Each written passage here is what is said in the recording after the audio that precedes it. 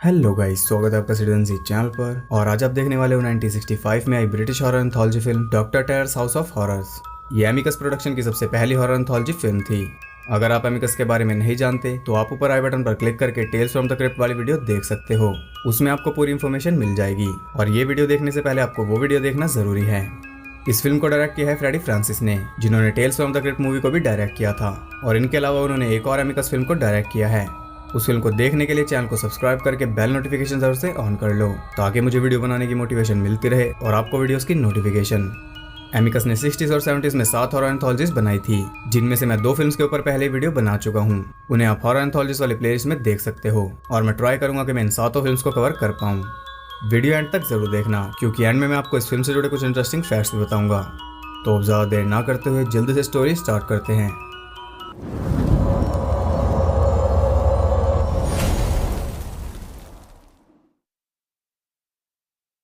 Movie start होती है London के एक रेलवे स्टेशन पर। 5 आदमी एक ट्रेन कंपार्टमेंट में चढ़ते हैं। वहां उन्हें एक छठा आदमी ज्वाइन करता है, जिसका नाम था डॉक्टर श्रेक। जर्मन में श्रेक का मतलब होता है टेरर। जर्नी के दौरान डॉक्टर का बैग नीचे गिर जाता है और उसके टेरर कार्ड्स बाहर निकल जाते हैं, जिन्हें वो हाउस ऑफ हॉरर्स कहता था। उन कार्ड से वो लोगों का फ्यूचर प्रिडिक्ट करता था। ये सुनकर वो सब भी अपनी डेस्टिनी जानने के लिए एक्साइटेड थे। ट्रेन में टाइम पास करने का इससे अच्छा तरीका और क्या हो सकता है। डॉक्टर कहता है कि जिसे भी अपना फ्यूचर जानना है वो इन कार्ड्स को 3 बार टच करे, फिर मैं उन्हें शफल करूंगा। जो पहले 4 कार्ड्स होंगे वो तुम्हारी डेस्टिनी बताएंगे और 5वां कार्ड डेस्टिनी को चेंज करने का तरीका बताएगा, अगर चेंज पॉसिबल हुआ तो। वो सब इसे ट्राई करने के लिए बहुत एक्साइटेड थे। और सबसे पहले आगे आता है जिम डॉसन। वो कार्ड्स को 3 बार टच करता है, फिर डॉक्टर उन्हें शफल करता है। फिर वो पहले 4 कार्ड उसके सामने रखकर उसकी डेस्टिनी प्रेडिक्ट करता है। जिम एक आर्किटेक्ट है। एक दिन उसे मिसेस बिडल का लेटर आता है। मिसेस बिडल वो औरत है जिसे कुछ टाइम पहले जिम ने अपना खानदानी घर बेचा था। वो उस घर को रेनोवेट कराना चाहती है, इसलिए उसने जिम को बुलाया है, क्योंकि इस काम को जिम से बेहतर और कौन कर सकता है। जिम भी अगले ही दिन अपने फैमिली हाउस पर पहुंच जाता है। वहां उसका वेलकम करता है कैलेब, जो कि उनका पुराना नौकर था और अब मिसेस बिडल्फ का है। मिसेस बिडल्फ ने एक नई मेड भी रखी थी, जिसका नाम है वेल्डा, और वो बहुत ज्यादा स्ट्रेंज बिहेव कर रही थी। जिम मिसेस बिडल्फ से मिलता है, जो कि एक विडो थी। अपने हस्बैंड की डेथ से रिकवर करने के लिए उसने वो घर खरीदा था, क्योंकि वो बिल्कुल एकांत में है। उससे बात करके जिम अगले ही दिन काम पर लग जाता है। वो बेसमेंट में जाता है तो वहां उसे एक फेक वॉल मिलती है। वो उसे तोड़ देता है और उसके पीछे उसे किसी तरह का कॉफिन रखा मिलता है। वो जल्दी से कैलेब को बुलाता है और उस कॉफिन को देखकर कैलेब डर जाता है। वो कहता है कि ये काउंट कॉस्मो वेल्डेमार का कॉफिन है। वेल्डेमार उस घर का असली मालिक था, जिसे सदियों पहले जिम के पूर्वजों ने मारकर उससे ये घर हथिया लिया था। तभी से ये लेजेंड है कि वेल्डेमार एक दिन वापस आएगा और तब जो भी इस घर का ओनर होगा वो उसे मारकर उसकी जगह ले लेगा, जिससे ये घर दोबारा उसी का हो जाएगा। कैलेब कहता है कि वेल्डेमार की कब्र कभी मिली ही नहीं। आज पता चला है कि वो इसी घर में छुपी हुई है, लेकिन जिम कहता है कि हमेशा से यहाँ नहीं थी, ये दीवार अभी बनी है। वो उस दीवार को तोड़कर उस कॉफिन को बाहर निकाल लेते हैं। जिम उसे खोलने की बहुत कोशिश करता है, लेकिन कोई फायदा नहीं होता। तब थक हार कर वो उसे छोड़कर चला जाता है, लेकिन उसके जाते ही वो कॉफिन अपने आप ही खुल जाता है और उसके अंदर जो भी था वो जिंदा था। कुछ देर बाद जिम वापस आता है तो उसे बेसमेंट का दरवाजा खुला हुआ मिलता है, जबकि दरवाजा लॉक था और चाबी उसी के पास थी। वो देखता है कि कॉफिन भी खुला हुआ था और उसके अंदर कोई भी नहीं था, लेकिन उसके आसपास किसी जानवर के पैरों के निशान थे। ये सब उसके लिए बहुत अजीब था, फिर भी वो इसके बारे में मिसेस बिडल्फ को कुछ भी नहीं बताता। रात को जब वो सोने की तैयारी कर रहा था तो उसे वेल्डा का मैसेज मिलता है कि वो उससे मिलना चाहती है, लेकिन ये मैसेज पढ़ने में उसने बहुत देर कर दी थी। वेल्डा उसे घर के बाहर मरी हुई मिलती है। अब यहाँ मामला और भी स्ट्रेंज हो चुका था। जिम देखता है कि वहाँ आसपास भी खून पड़ा था। वो खून के निशानों का पीछा करता है और पीछा करते करते वो पहुंच जाता है बेसमेंट में। ब्लड उस कॉफिन तक जा रहा था। जिम फिर से उसे खोलने की कोशिश करता है और इस बार वो खुल जाता है। उसके अंदर वेल्डेमार की डेड बॉडी थी। जिम उसे देख रहा था, तभी उसके हाथ पर कोई पंजा मारता है और उसे वो कॉफिन छोड़ना पड़ता है। वो जल्दी से ऊपर जाता है और मिसेस बिडल्फ को रूम में जाकर रूम लॉक करने के लिए कहता है। उसे यकीन हो चुका था कि वोल्डेमार वापस आ चुका है और लेजेंड के हिसाब से वो घर के ओनर को मारेगा, इसलिए अब उसे मिसेस बिडल्फ की हिफाजत करनी होगी। वो अपने पूर्वजों के सिल्वर क्रॉस को उतारता है, जो कि उसी तलवार का बना है जिससे वोल्डेमार को मारा गया था। जिम उससे सिल्वर बुलेट्स बनाता है और वेल्डेमार के कॉफिन से निकलने का वेट करता है। अब तक उसे पता चल चुका था कि वोल्डेमार एक वेयरवुल्फ बनकर निकलता है। उसका पूरा ध्यान कॉफिन पर ही था, लेकिन एक चूहा उसका ध्यान भटका देता है और इतनी देर में वोल्डेमार कॉफिन से निकल जाता है। वो सीधा पहुंचता है मिसेस बिडल्फ के पास और उसकी चीख सुनकर जिम जल्दी से ऊपर भागता है। जिम वेयरवुल्फ को कई बार शूट करता है, लेकिन वो नहीं मरता, बल्कि वो वापस बेसमेंट में चला जाता है। जिम हैरान था क्योंकि उसने तो यही सुना था कि सिल्वर बुलेट से वेयरवुल्फ मर जाते हैं, लेकिन वोल्डेमॉर्ट तो नहीं मरा। तब मिसेस बिडल उसकी ये कंफ्यूजन दूर करती है। जिम के गन में नॉर्मल बुलेट्स थी, सिल्वर बुलेट्स मिसेस बिडल्फ ने निकाल ली थी क्योंकि वो वोल्डेमॉर्ट की वाइफ है और वोल्डेमॉर्ट की तरह वो भी वापस आई है बदला लेने। वो जिम को रियल एजेंट बताती है, जिसके मुताबिक वोल्डेमॉर्ट घर के ओनर को मारकर जिंदा नहीं होगा, बल्कि वो तब जिंदा होगा जब वो अपने हत्यारों के किसी वंशज को अपनी कब्र में लेटा देगा। और ये काम करने के लिए उसकी वाइफ ने ये पूरा खेल रचा। उसे अपने हस्बैंड को इंसाफ दिलाना था, चाहे इसमें सदियां क्यों ना बीत जाएं। और अब जाकर 200 साल बाद वो ये काम पूरा करती है। तो ये थी जिम की डेस्टिनी, जो कि भयानक थी। और इससे भी ज्यादा भयानक ये है कि जिम अभी अपने फैमिली हाउस पर ही जा रहा है और कहीं ये डेस्टिनी सच ना हो जाए, इसलिए वो डॉक्टर को 5वां कार्ड दिखाने के लिए कहता है, जिससे वो डेस्टिनी बदल सकता था। लेकिन डॉक्टर उसे 5वां कार्ड नहीं दिखाता। अब बारी आती है बिल रॉजर्स की। डॉक्टर उसके कार्ड उसके सामने रखता है और उसकी डेस्टिनी बताना शुरू करता है। डॉक्टर से कहता है कि वो जल्दी ही अपनी फैमिली के साथ वेकेशन पर जाने वाला है, जिससे बिल एग्री करता है। जब वो वेकेशन से वापस आएगा तो उसे अपने गार्डन में एक अजीब सी बेल लगी मिलेगी, जो कि पहले उसके गार्डन में नहीं थी। खैर वो उसे सीरियसली नहीं लेते, लेकिन वो सीरियस लेने लायक चीज है। उस दिन वो उसे ऐसे ही छोड़ देते हैं और एक रात में वो और भी ज्यादा फैल जाती है। अगले दिन बिल उसे काटने लगता है, लेकिन वो कटने का नाम नहीं ले रही थी। मुश्किल से जो कुछ वो काट पाया था उसे लेकर वो जाता है 2 साइंटिस्ट के पास, लेकिन उन्हें भी इस प्लांट के बारे में कुछ भी नहीं पता था। उनमें से एक साइंटिस्ट बिल के घर जाता है उस बेल को स्टडी करने के लिए। अभी वो सामान सेटअप ही कर रहा था कि तभी उसे बिल की वाइफ फैन के चिल्लाने की आवाज आती है। वो जल्दी से जाकर देखता है कि उस बेल ने उनके डॉग को मार डाला था। अब ये मामला सीरियस हो चुका था। एक डॉग अपने आप तो बेल में लिपट कर नहीं मर सकता, और अगर वो बेल सच में ऐसा कर रही है तो वो बिल की बेटी कैरल को भी मार सकती है। वो बहुत रिसर्च करते हैं और एंड में वो इस कंक्लूजन पर पहुंचते हैं कि वो वाइन म्यूटेशन का नतीजा है। प्लांट्स भी इवॉल्व करके यहाँ तक पहुंच गए हैं कि वो इंसेक्ट्स को भी खा सकते हैं।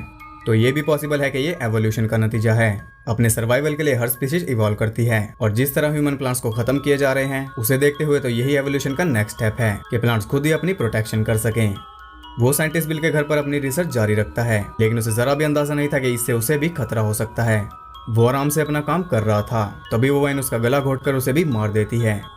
अब ये जितने दुख की बात थी उससे कहीं ज्यादा ये प्रॉब्लम की बात थी, क्योंकि बिल अब उस साइंटिस्ट की बॉडी का क्या करेगा। पुलिस को वो बता नहीं सकता, क्योंकि अगर वो ये कहेगा कि एक बेल ने इसे मारा है तो उसे बेल भी नहीं मिलने वाली। वो दूसरे साइंटिस्ट को वहाँ बुलाता है और वो उन्हें पुलिस बुलाने की एडवाइस देकर वहाँ से जाने लगता है, लेकिन वो वाइन उसे जाने नहीं देती। उसने पूरे घर को कवर कर लिया था और अब किसी भी वक्त तो उन सबको मार सकती थी। उन्हें कुछ तो सोचना पड़ेगा। साइंटिस्ट अपना दिमाग लड़ा रहा था और अचानक उसे पता चलता है कि वो वाइन आग से डरती है। इसी का फायदा उठाकर वो उनके घर से सही सलामत निकल जाता है, लेकिन बिल की फैमिली अभी भी फंसी हुई थी और वो वाइन उन्हें भी लपेटे में ले लेती है। ये थी बिल की डेस्टिनी, जो कि यकीन करने लायक तो नहीं थी, फिर भी उसके लिए टेरिफाइंग थी। इसलिए वो डॉक्टर से 5वां कार्ड दिखाने को कहता है। डॉक्टर उसका 5वां कार्ड निकालता है और वो वही सेम कार्ड था जो जिम का भी था, और उसी की तरह डॉक्टर बिल को भी वो कार्ड नहीं दिखाता। अब बारी आती है बिफ बेली की। बिफ एक म्यूजिशियन है और वो एक होटल में म्यूजिक प्ले करता है। उसे वेस्ट इंडीज में एक बुकिंग मिलती है। वहाँ वो नोटिस करता है कि हर एक लड़की ने कुछ स्ट्रेंज ऑर्नामेंट्स पहन रखे थे, जिनके ऊपर एक अजीब सा मॉन्स्टर बना हुआ था। एक लोकल म्यूजिशियन उन्हें बताता है कि वो कोई मॉन्स्टर नहीं है, बल्कि एक वुडू गॉड है, और यहाँ के लोग उसे बहुत मानते हैं। इसका साफ साफ मतलब ये है कि वहाँ वुडू बहुत चलता है। वो लोकल बताता है कि रात को यहाँ कई तरह के रिचुअल्स होते हैं, इसलिए वो उन्हें होटल रूम में ही रहने की एडवाइस देता है। लेकिन बिफ बहुत टेढ़ा आदमी था। वो चोरी छुपे एक वुडू सेरेमनी तक पहुंच जाता है। वहाँ पर जो म्यूजिक चल रहा था, बिफ उसकी पूरी कंपोजिशन को कॉपी कर लेता है, क्योंकि उसके मन में ये था कि इससे वो काफी पैसा कमा सकता है। वो इसी सपने में खोया हुआ था और उसे ये भी पता नहीं चलता कि वो पकड़ा गया है। उसे उस कबीले के मुखिया के पास ले जाया जाता है। बीफ उसे बताता है कि वो सिर्फ उनके म्यूजिक को कॉपी कर रहा था, क्योंकि वो एक म्यूजिशियन है। वो मुखिया उसकी कंपोजिशन फाड़ देता है और उसे वार्न करता है कि ये वुडू गॉड का म्यूजिक है, जिसे सिर्फ उन्हीं के लोग प्ले कर सकते हैं। अगर वो इसे चुराएगा तो इसके कॉन्सिक्वेंसेस भी उसे फेस करने होंगे। लेकिन क्योंकि वो एक टेढ़ा आदमी था, इसलिए वो इसे बिल्कुल भी सीरियसली नहीं लेता। उसने वो पूरी कंपोजिशन याद कर ली थी और वो उसे दोबारा लिख लेता है। वापस लंदन जाकर वो उस ट्यून को प्ले करता है। वहाँ बैठे लोग को भी वो ट्यून बहुत पसंद आ रही थी, लेकिन देखते ही देखते उनकी राय बदल जाती है जब उस होटल में तूफान आ जाता है। सभी वहाँ से भागने पर मजबूर हो जाते हैं।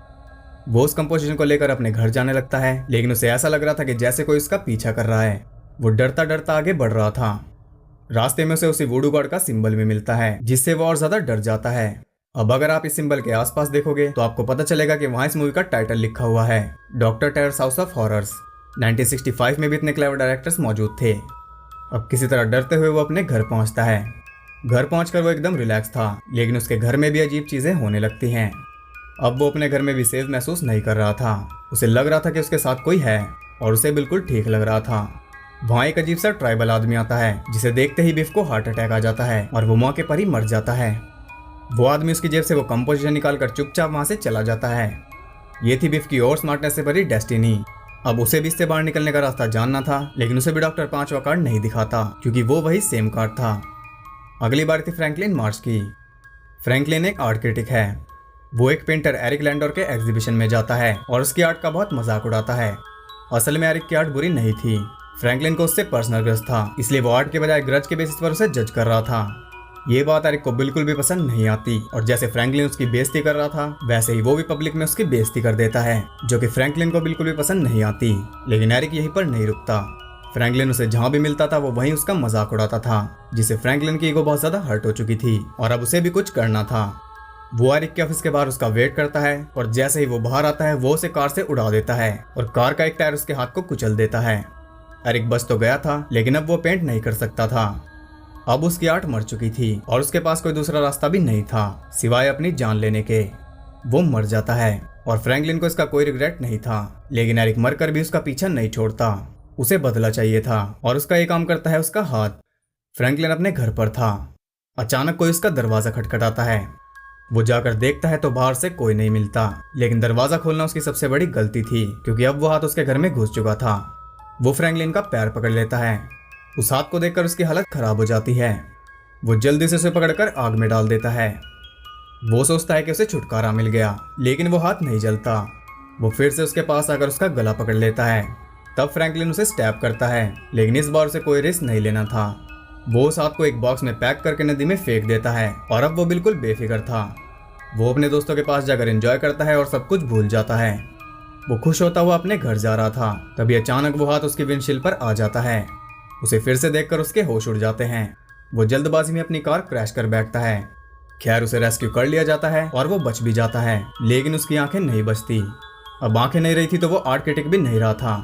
जैसे उसने किया था वैसा उसे मिल गया। यह है फ्रैंकलिन की डेस्टिनी। वैसे तो वो इन सब बातों पर यकीन नहीं करता था, फिर भी वो डॉक्टर से 5वां कार्ड दिखाने को कहता है, लेकिन उसका 5वां कार्ड भी सेम वही था। अब बारी थी डॉक्टर बॉब कैरल की। डॉक्टर बॉब अपनी फ्रेंच वाइफ निकोल के साथ वापस यूएस जाता है। वो एक कैन को खोल रहा था, तब उसकी उंगली पर कट लग जाता है। वो अपनी उंगली को साफ करने जाता है, लेकिन निकोल उसे जाने नहीं देती। वो उसका खून चाट जाती है। हो सकता है आपको इसमें ज्यादा कुछ अजीब ना लगे क्योंकि उनकी नई नई शादी हुई है, लेकिन रात को बॉब के सोने के बाद वो घर से गायब हो जाती है। उस टाउन में 2 ही डॉक्टर थे, एक बॉब और दूसरा उसका कलीग डॉक्टर ब्लेक।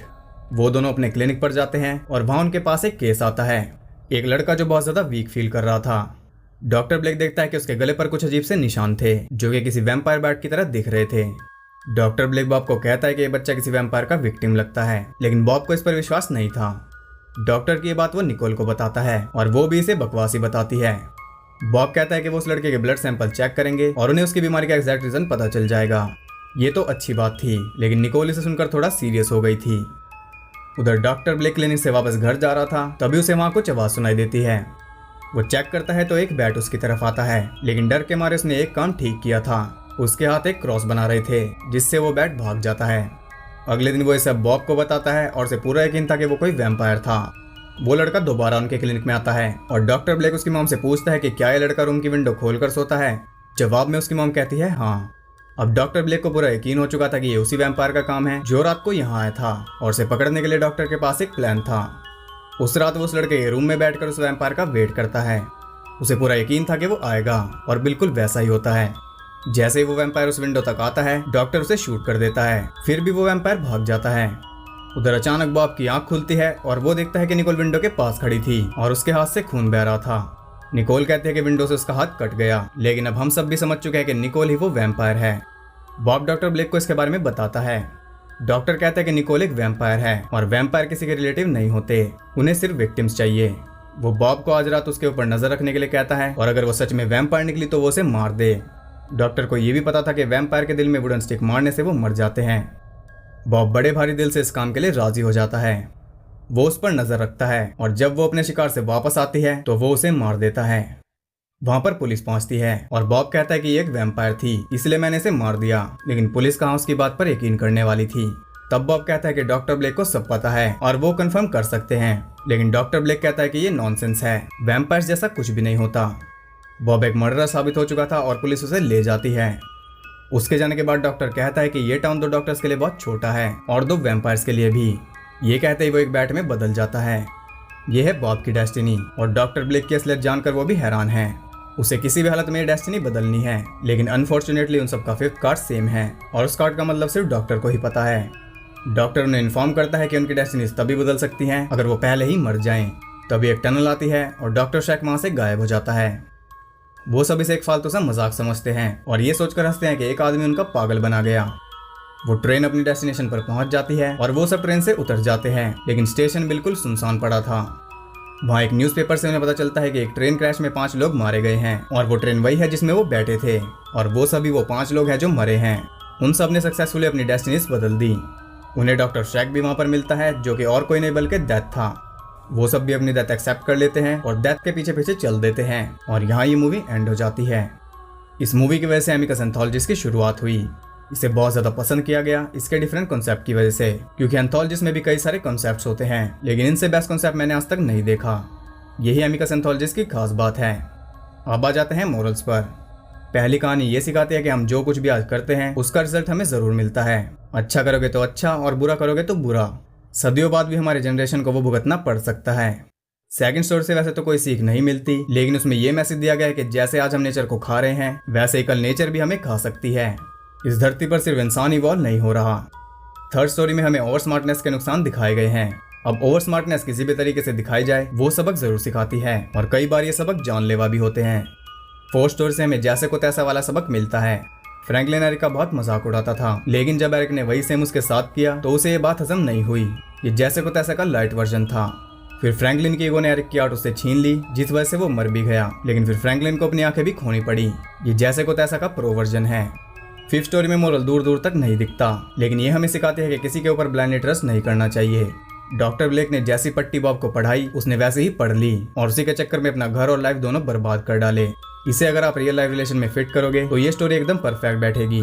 तो ये थी हर एक स्टोरी से मिलने वाली सीख। आई होप आपको पसंद आई होंगी। अब बात करते हैं इस मूवी से जुड़े इंटरेस्टिंग फैक्ट्स के बारे में। ये मूवी इंस्पायर्ड है 1945 में आई मूवी डेड ऑफ नाइट से। हम तो इसे ही देखकर हैरान हैं, लेकिन इससे भी सालों पहले ऐसी मूवी बन चुकी हैं। डॉक्टर टेरर के कार्ड डेक में सिर्फ 4 ही कलर्स थे, रेड, ब्लू, येलो और ब्लैक। डॉक्टर बॉब का रोल करने वाले एक्टर को इस रोल के लिए 1000 यूरो पे किए गए थे। बीफ बेली का रोल करने वाले एक्टर की ये डेब्यू मूवी है और ये रोल पहले किसी और एक्टर को दिया गया था, लेकिन उसे हार्ट अटैक आ गया था, जिस वजह से एक्टर को बदलना पड़ा। ये थे इस मूवी से जुड़े कुछ फैक्ट्स। अगर आपको ये वीडियो और मेरे फर्स्ट पसंद आए तो वीडियो को लाइक और कमेंट जरूर करना। कोई टारगेट नहीं है, लेकिन देखते हैं कि क्या हम इस वीडियो पे 1000 कमेंट्स कंप्लीट कर सकते हैं। ऐसी यूनिक और इंटरेस्टिंग वीडियोस देखते रहने के लिए चैनल को सब्सक्राइब करके बेल नोटिफिकेशन कॉल पर सेट कर लो, ताकि नोटिफिकेशन 200 साल बाद आप तक ना पहुंचे। और ज़्यादा कनेक्टेड रहने के लिए मुझे इंस्टाग्राम पर फॉलो कर सकते हो, वहाँ आपको बहुत कुछ एक्स्ट्रा जानने के लिए मिल जाएगा। लिंक डिस्क्रिप्शन में है। मैं मिलता हूँ आपसे अगली वीडियो में, तब तक के लिए सबको बाय।